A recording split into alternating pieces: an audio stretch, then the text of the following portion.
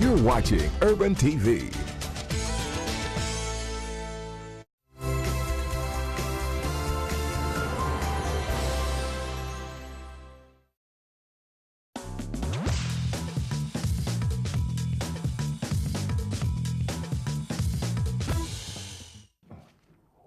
Welcome back, and of course you're still watching the Press Digest on Urban TV. My name is Joshua Power here with Stephen Jandia, and we have been looking at the New Vision, Uganda's leading daily. And now let's take a look what's happening internationally. International news. South Sudan rivals meet for talks as deadline nears. These guys are always meeting. And then Museveni receives South Sudan envoys. So there you're talking about the people on these talks and whatever. Then on a gross note, Boko Haram releases beheading video. And say Nigeria's Islamist sect Boko Haram released a video purporting to show it beheading two men, its first online posting using advanced graphics and editing, similar to ISIS. But what's with these? Oh, it really hurts so much. But you've watched some of those videos, eh? I have watched them and they are gross. How do you behead someone like a chicken? The ISIS the other day burned some guy alive, then they threw another guy off the building. 11th floor, like down, and then when he didn't die, he was shot at. I think there's someone who's specifically tasked in ISIS to think about the most gruesome ways of murdering people. How do you burn somebody alive? That's quite unfair. So what's happening in the Observer today? In the Observer, Mbabazi role in reshuffle. Museveni maintains grip on power. You know, I think I like the way politics is. This man has been quiet ever since he was removed as Prime Minister. Yeah, but the papers talk about him every day. There's Mbabazi factor somehow, just hovering around. Then Kadaga happy with new Attorney General. I was thinking about this whole thing. I mean, how bad do you have to get in that both the opposition and the ruling government are happy about your removal? They two never used to see eye to eye. Well, I hope the rumor I'm hearing is true or not true. Whichever. Then UCC slaps MTN with a 5 shilling billion fine. Jesus. And that's for not heeding the directive I actually to stop. Needed that money like for capital to invest somewhere. Start small, guy. Then judge to mediate in Chigongo property row, and Luero speaks on cabinet reshuffle. Those are some of the stories in the Observer as you wake up this morning. Well, of course, in the Daily Monitor, Chigongo Partners seeks assets deal. This is, of course, on the front page of the Daily Monitor, and they have also talked about the MTN being fined 5 billion shillings for unsolicited SMSs. You know, it didn't heed to instructions that were issued by the Uganda Communications Commission. And still on the front page, Oyo's cousin claims Toro Royal throne, and that story continues on page 3, where the son of late Paul Christopher Kijangoma, the late uncle of King Oyo Nyimba Kabamba Rukidi Iguru, the fourth, has disowned King Oyo and declared himself the king of Toro. I thought these things were hereditary. Yeah, it runs in the blood. So where is this guy coming from? I felt the social media went awash with this thing yesterday, and I was like, what's the buzz all about? No, I think people are just suffering from what to do. Oh, of course, still in the Daily Monitor, MP Storage Minister over Kavera ban delay, Kataga, IGG declare their wealth on page 5. And still on page 5, new report pins former VP ministers on microcredit fund fraud. Now a new public accounts committee report has accused former Vice President, Finance Minister, and the President's brother, among other senior individuals, of mismanaging a multi-billion shilling revolving fund for a small business. This money is always there for these people to take a look at and say, I think I want this portion. It's like the Karamojong, they just throw a spear. That is mine. That's mine, man. Okay, on page 6, Lubega to challenge Lukwago for DP chair. Jesus. Ministry folds city figures on typhoid, while 2 billion still needed for a floating hotel. Did you have the floating hotel? Where is that? Well, 2 years after the launching of the construction of the floating restaurant, which was meant to have the longest beach on Lake Victoria. Isn't that at Uwek? Oh, yes, at the Uwek thing. 2 billion is needed. 2 billion for a floating hotel. I think I need to go there. I can float just... Well, so that is what is happening in the Daily Monitor. You can get yourself a copy, and of course, so much more will be coming up in there. And... Okay. Can you please help us with this one? Come on, look. Do your thing. This is the Luganda's leading daily. Of course, Bukit Day. Family ya Tata wa Bobby Wine. Gobia Vana Satu. Of course, the family of Bobby Wine decided to chase away some 3 of the children. No, his father left 40. Yeah, just the way three of them saying that. They said you he know, was a productive guy. he was a healthy man. Now that's a true African. I'm just not sure he wasn't a Luo, you know. And of course, they say that these children were not part of them. They are not actually their fathers. They are questioning their paternity or whatever, something of Yeah. that sort. But you don't wait for the man to perish and then you start.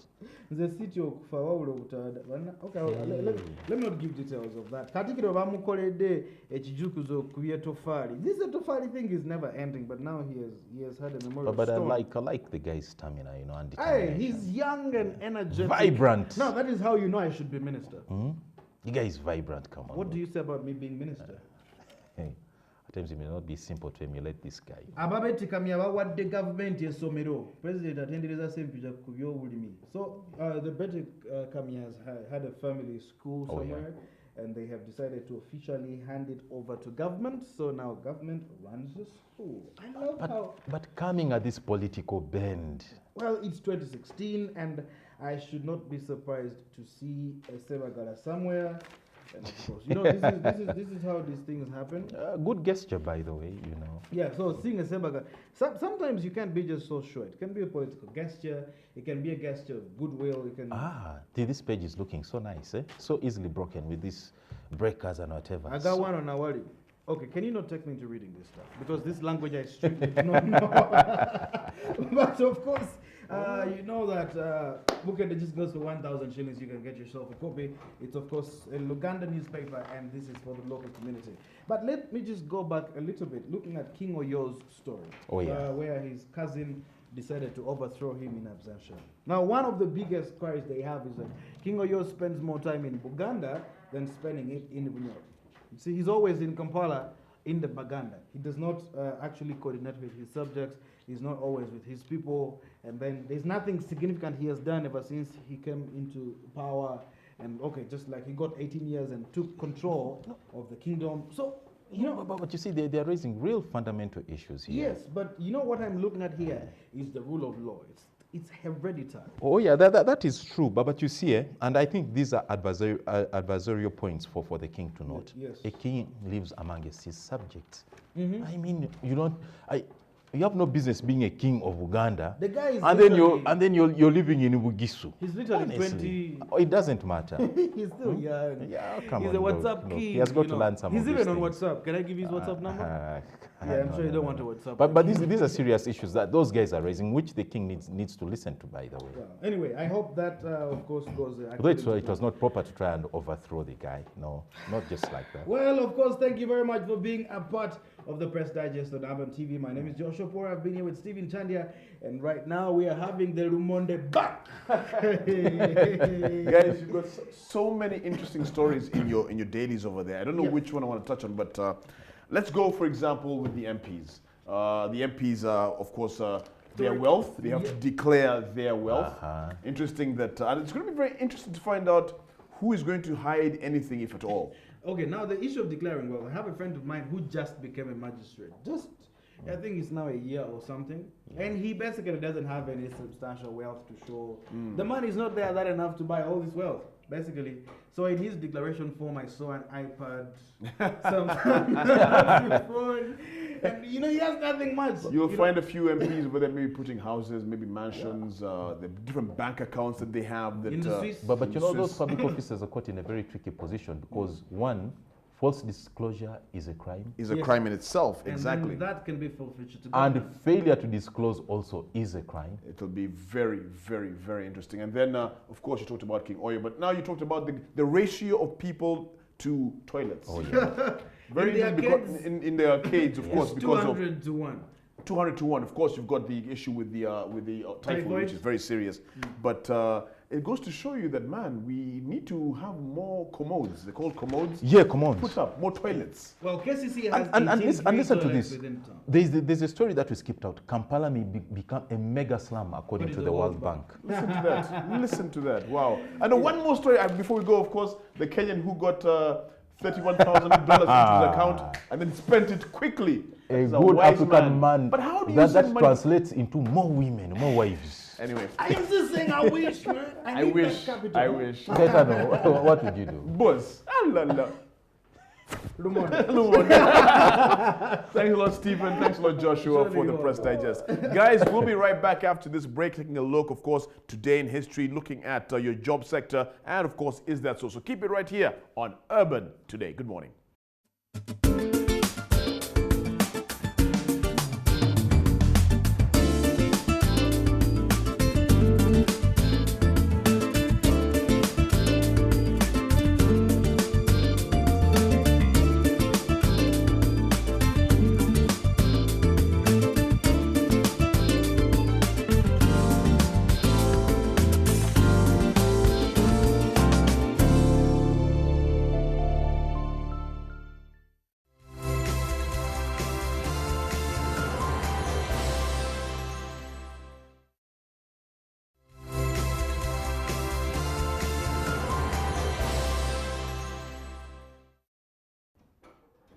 Welcome back to Urban Today. Right, let's get straight into it, guys. Let's take a look at the jobs that are available out there for you right here on Urban Today with Get Your Grind On. Get Your Grind On is brought to you by Horeb Services Uganda Limited. Right, on Get Your Grind On, we give you the opportunity to get that job that you have probably been seeking for but don't know where to look. Well, you look no further than Urban Today. Let's see what's available for you today on this segment. If you hustle, yep, you'll probably get that job. If you wait, then my friend, you're in problems. Yes, Get Your Grind On, the position that is available. Of course, now we were talking about a project manager based in Lira, and this is Plan. And also a monitoring and evaluation officer based in Lira. Those are two positions that are available. Go to that website over there, that link, to see exactly what they're talking about and what you'll need when you go for these positions. Project manager in Lira and a monitoring and evaluation officer based in Lira.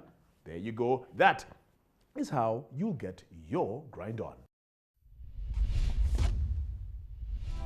Get Your Grind On was brought to you by Horeb Services Uganda Limited.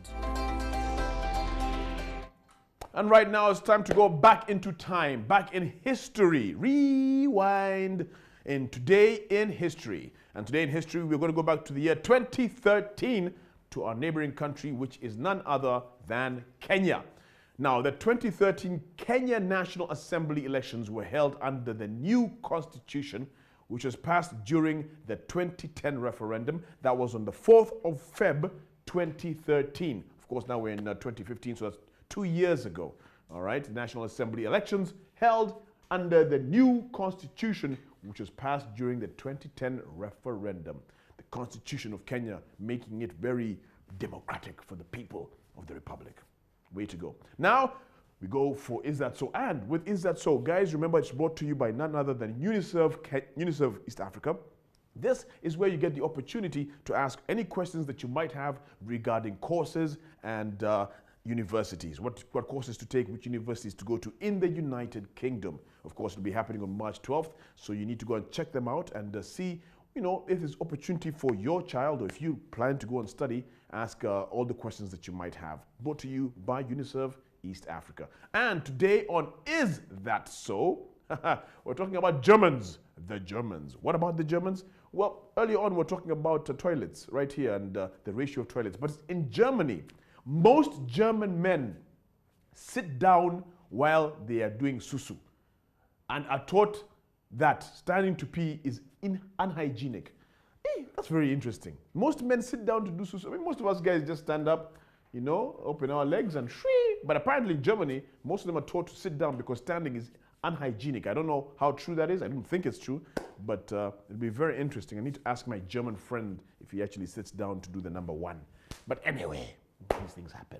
Right, when we get back, we'll be having our very first guest in the studio. So keep it right here on Urban Today. Lots of conversation with you. Good morning.